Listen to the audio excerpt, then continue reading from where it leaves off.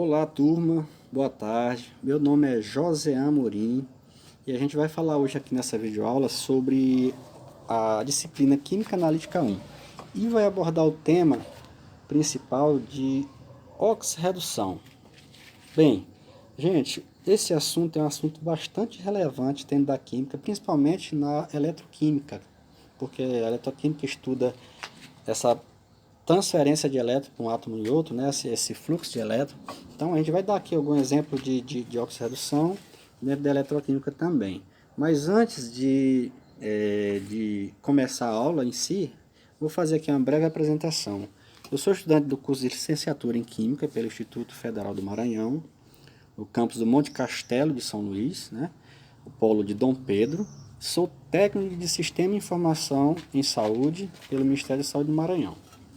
Bem, gente, eu tive, né, a ideia de tópicos, de dividir nossa aula em tópicos.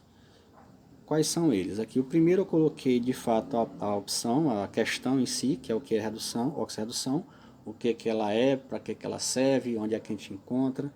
E logo abaixo, no número 2, coloquei pilha de Daniel ou pilha de Daniel. E para finalizar, com exercício para a gente fixar o assunto.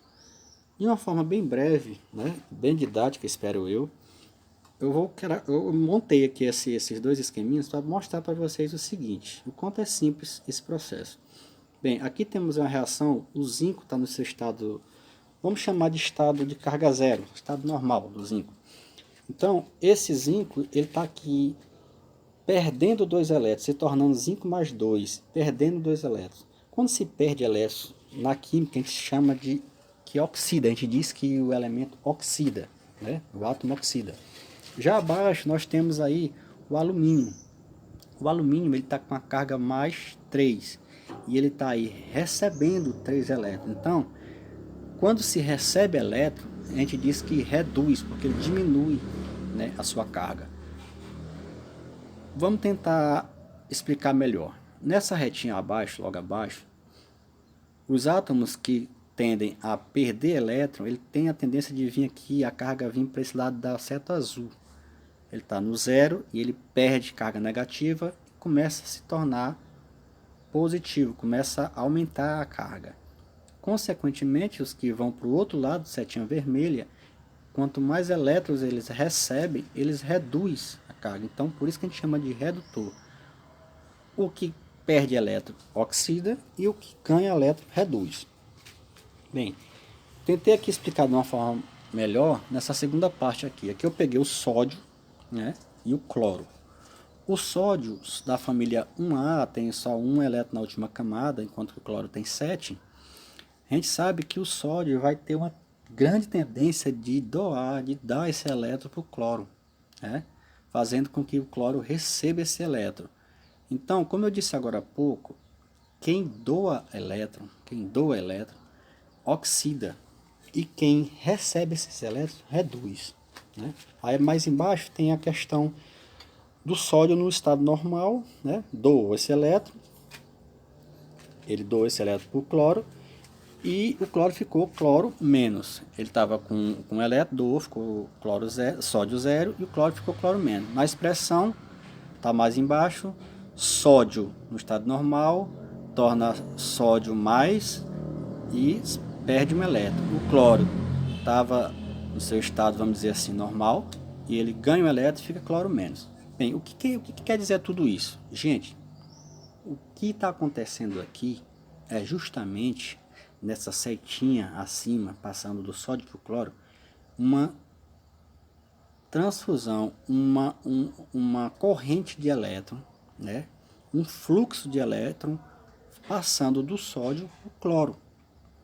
E isso, somente isso, é que caracteriza o que é oxirredução, né?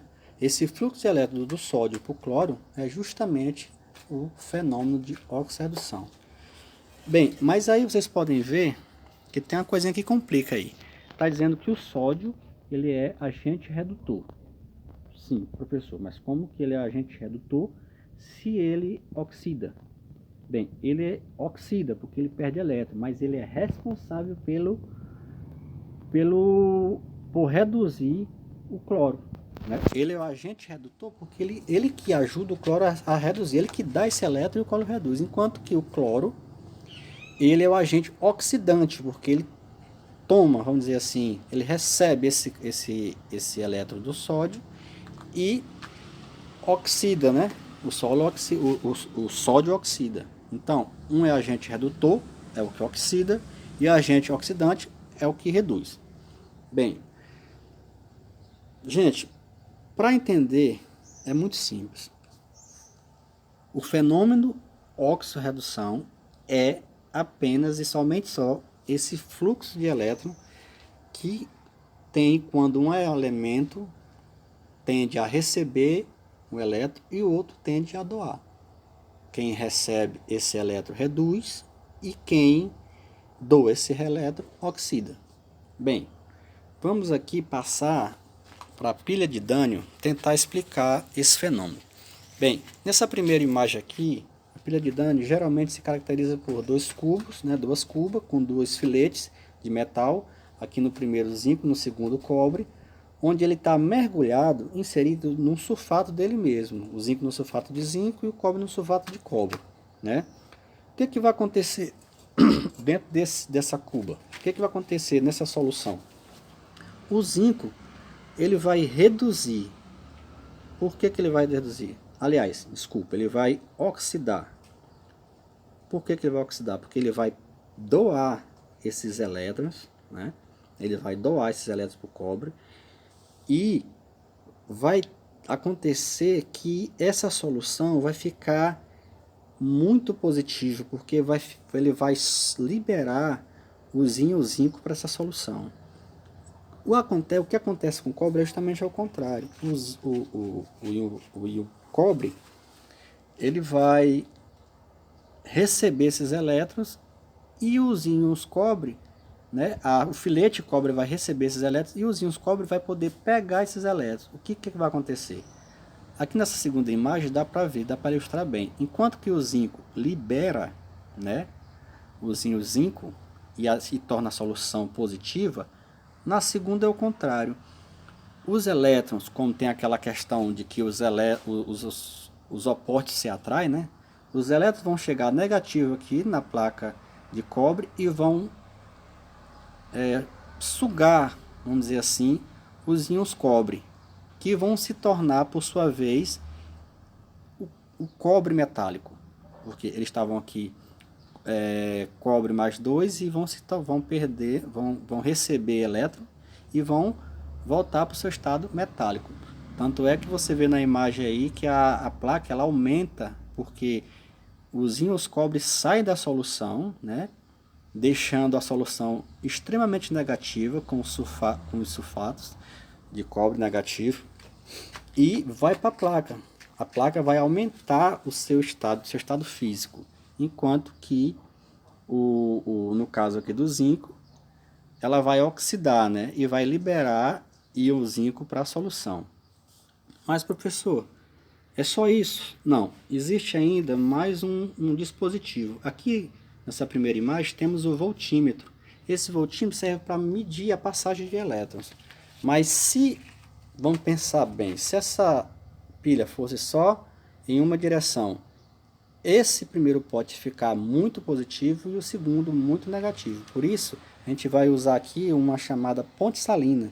O que é essa ponte salina? É uma passagem de íons para equilibrar essa solução e fazer com que a pilha dure mais. O que acontece?